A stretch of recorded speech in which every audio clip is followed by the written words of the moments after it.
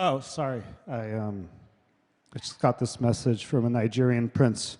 Needs help getting $10 million out. I like to pay attention to these because that's how we originally funded the company, and it's gone pretty well. No, in all seriousness, this position that you just saw me in, looking down my phone, that's one of the reasons behind this project, Project Glass, because we ultimately question whether this is, the ultimate future of how you want to connect to other people in your life, how do you want to connect to information. Should it be by just walking around looking down? But that was the vision behind Glass, and that's why we've created this form factor.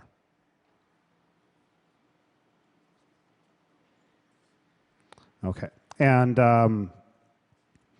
I don't want to go through all the things it does and whatnot, but I want to tell you a little bit more about the motivation behind what led to it.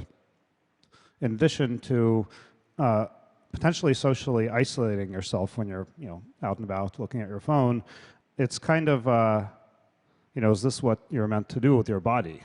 You're standing around there and you're just like rubbing this featureless piece of glass, you're just kind of moving around.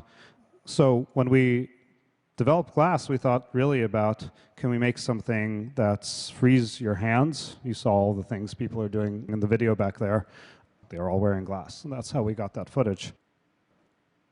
And also, you want something that frees your eyes.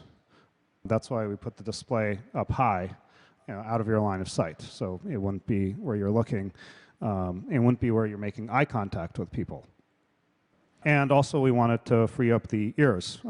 So the sound actually goes through, conducts straight to the bones in your cranium, which is a little bit freaky at first, but you get used to it. And ironically, if you want to hear it better, you actually just cover your ear, which is kind of surprising, but that's how it works. My vision when we started Google 15 years ago was that eventually you wouldn't have to have a search query at all. You would just have information come to you as you needed it.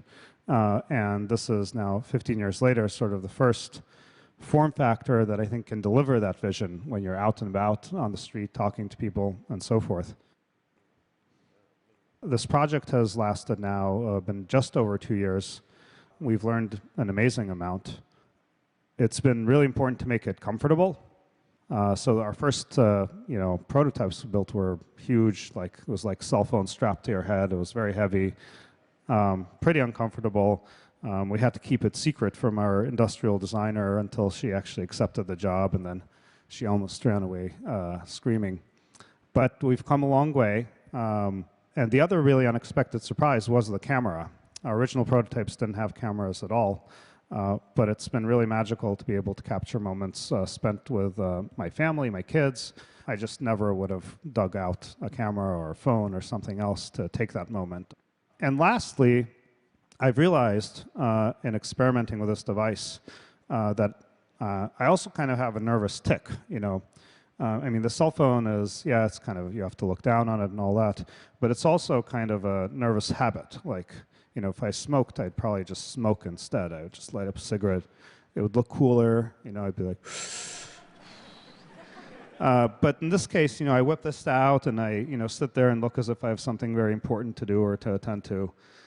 But it really opened my eyes to how much of my life, I spent kind of secluding away, and be it email or social posts or whatnot, even though it wasn't really, there's nothing really that important or that pressing. And with this, I know I will get certain messages if I really need them, but I don't have to be checking them all the time. Yeah, I've really enjoyed actually exploring the world more, doing more of the crazy things like you saw in the video. Thank you all very much.